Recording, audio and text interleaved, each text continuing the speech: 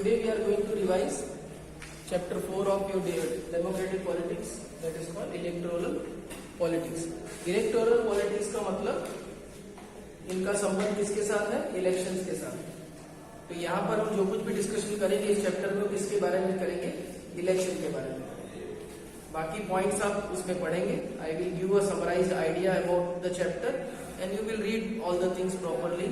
We have already taken one lecture for reading and one lecture for taking question answer. तो काफी कुछ idea आपको first part का तो आ गया है.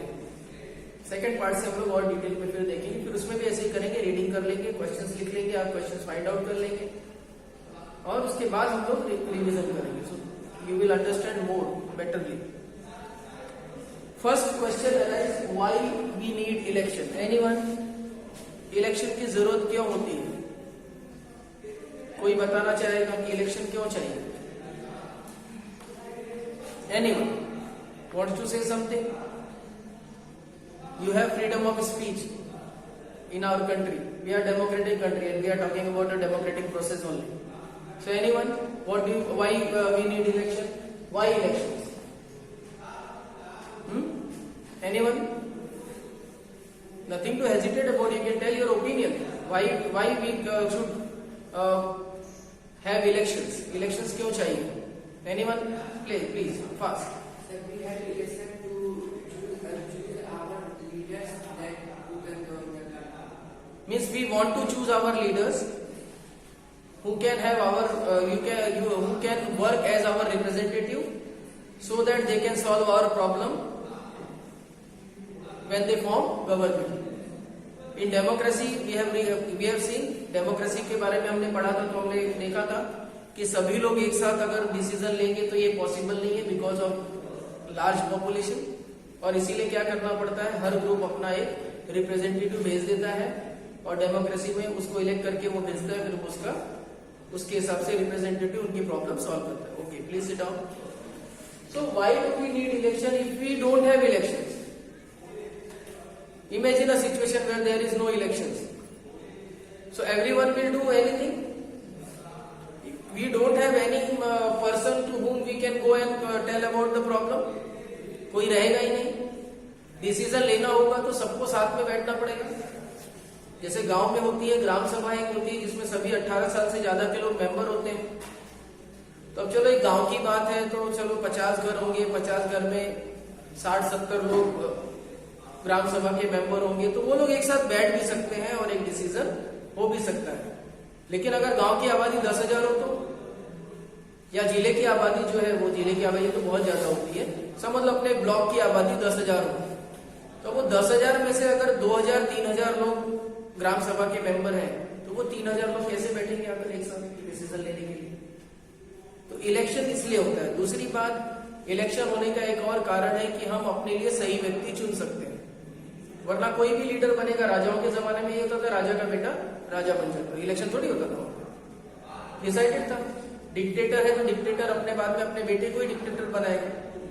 जो जहां पर इलेक्शन नहीं है, जहां पर यूनिटरी गवर्नमेंट है, एक ही गवर्नमेंट है, तो वही हमेशा राज करती रहेगी, कोई दूसरा आ ही नहीं सकता. तो इसलिए भी इलेक्शन चाहिए कि कोई गलत व्यक्ति हमारे देश को हमको शासन न कर सके तो हम सही व्यक्ति को चुन सके. इसके लिए इलेक्शन की जरूरत पड़ती है. अभी आपने देखा इसमें एक एग्जांपल जो हम लोगों ने किया क्वेश्चन आंसर में, लोकदल पार्टी के बारे में हमने देखा. हरियाणा में कांग्रेस पार्टी थी काफी सालों से जो है वहां पर रूल कर रही थी कांग्रेस पार्टी 1982 से, और 1982 से रूल कर रही थी. लेकिन जो इलेक्शन हुआ बाद में उसमें लोकदल पार्टी जो थी वो जीत गई. देवीलाल जिसके लीडर थे, किसानों के नेता थे, उन्होंने कुछ प्रोमिसेस किए किसानों के साथ और उन्होंने कुछ प्रोमिसेस को पूरा भी किया. लेकिन फिर भी वो अपनी कसौटी पर, लोगों की कसौटी पर खरे नहीं उतरे, जिसके लिए उन्होंने उन्हें चीफ मिनिस्टर बनाया था. और 1991 के इलेक्शन में फिर से कांग्रेस वहां पर आ गई, फिर से जीत गई. तो ये कैसे हो पाया? अगर इलेक्शन नहीं होते तो कांग्रेस को भी नहीं हटाया जा सकता था, देवीलाल को भी नहीं हटाया जा सकता था. तो इलेक्शन इसलिए जरूरी होते हैं.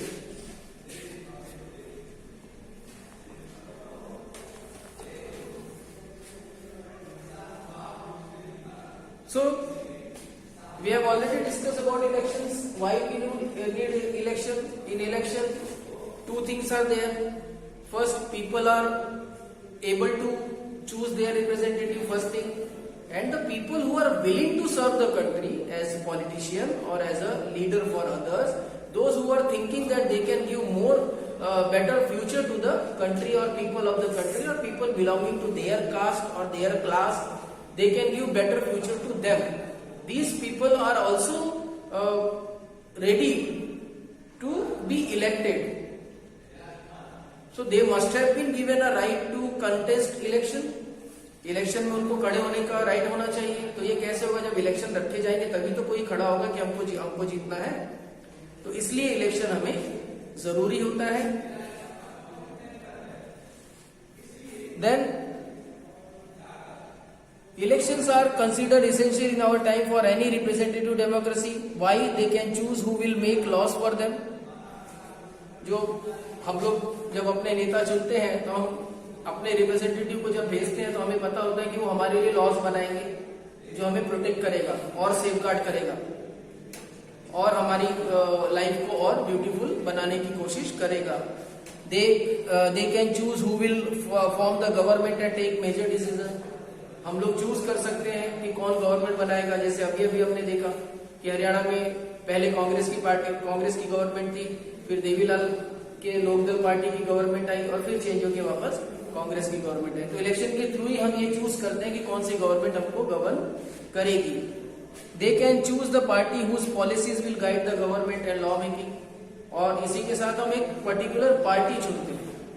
कांग्रेस एक अलग पार्टी थी जो रूल कर रही थी हरियाणा में, फिर लोकदल आई, लोकदल एक अलग पार्टी थी वो रूल की, और उसके बाद में फिर से कांग्रेस पार्टी. तो हम पार्टी भी चूज करते हैं कि हमें, और जब हम जाते हैं तो हम पार्टी को ही देखकर ज्यादा वोट देते हैं. कैंडिडेट के बारे में हमें बहुत ज्यादा मालूम नहीं होता है, जो कि होना चाहिए. जो हमारे पास राइट है हमें होना चाहिए, लेकिन नॉर्मली हम कोशिश नहीं करते हैं कि कैंडिडेट के बारे में बहुत ज्यादा जानकारी हम हासिल करें. पार्टी हम ज्यादा देखते हैं और पार्टी के नाम पर हम ज्यादा करके वोट देते हैं. तो all this process are actually carried out by which? by holding elections.